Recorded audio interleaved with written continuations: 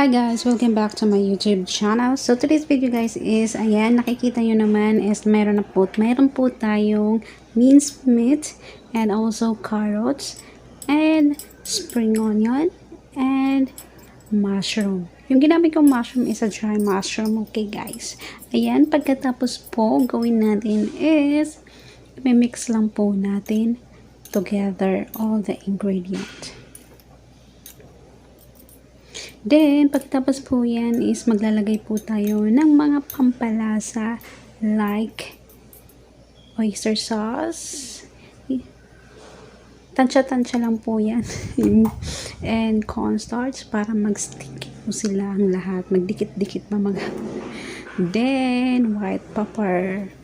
So, after that, i-mix lang po natin silang lahat para mandikit po yung mga panlasa natin.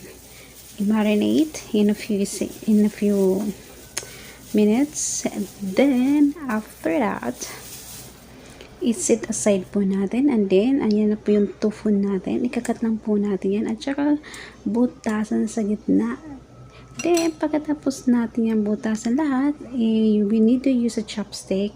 Then ilalagay po natin yung fillet sa loob. So, nakikita nyo naman ginamit po ako ng chopstick kasi it's easy to use para po pumasok lahat yung filling natin. Kasi pag gumamit ako ng kutsara, hindi po siya asin pumapasok ng maayos at nabubutas po siya, nasisira. So, as you can see, I'm using a chopstick. Mas madali trabahoin siya.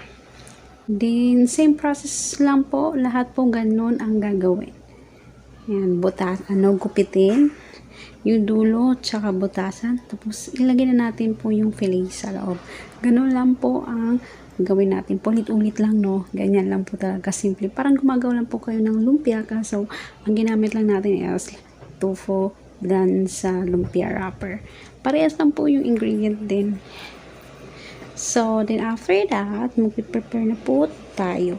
Pwede mo po siya i-steam, pwede hindi, pwedeng prituhin, kahit ano, gawin mong soup, pwede siya. Gawin mong soup, pwede mo siya prituhin, lahat po pwede sa kanya.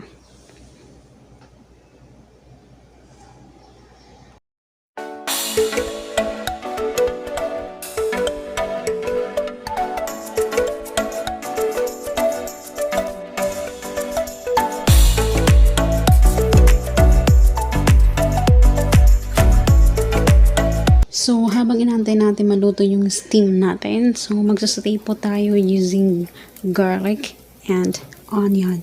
So, syempre, antayin po natin maging golden brown each yung garlic and onion natin. Then, pagkatapos po natin yung gawin, habang nag-aantay, gagawa po tayo ng sauce. Syempre, simple lang naman ang ating sauce na gagawin. Nasa sa inyo po yung kung lalagay po kayo ng asukal. Pwede po siya asukal. Konting asukal lang. Kasi yung amo ko ayaw niya ng asukal. Yun ng matamis. So, as you can see, naglagay po ako ng water. Just a little bit of water. Add on a little bit of water. Then, after water, lalagay ka tayo ng oyster sauce and premium sauce. Premium oyster sauce. Para maging light brown siya. Then, prepare po tayo ng cornstarch. Then, mix it together para maging malapot ang ating sauce. Saglit lang yun. Within 5 minutes, okay na po yung sauce natin. Pakuluan lang natin ng konti. Then, after that, ayan na po ang ating steamed stuffed tofu.